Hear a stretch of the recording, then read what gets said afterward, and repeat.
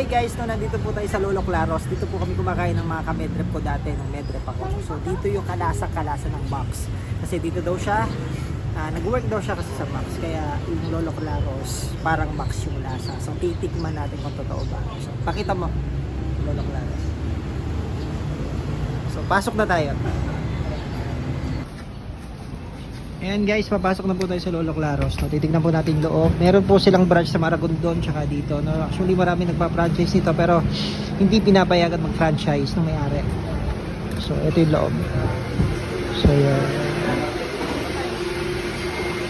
Order na tayo.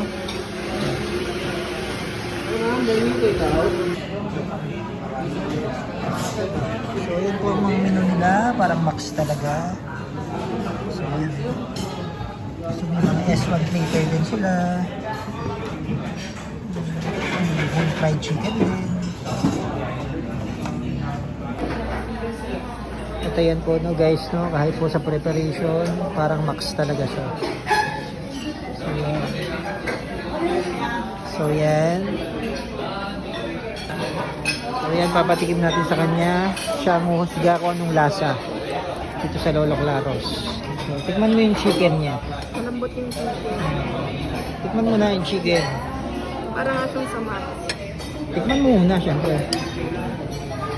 Kaya siya wala sa Max. Balat, yung chicken, kung yan. Ganyan. Yung chicken ng Max, diba sa ulo mo yan? Lagi tayo nakain doon. So, kamusta? Ang sarap. Hindi, Ganun nga, magkalasa siya. so, Tapos pati yung lambot ng chicken niya. Ganun. gaano magkalasa? Ilang, 1 to 10. 10 yung pinakamataas. 9. So, ganun siya. So, kasi yung may-ari nga nito dati nag-work sa Max.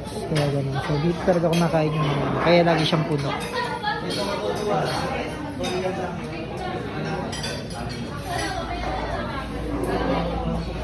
Ayan, yun lang guys. Bye!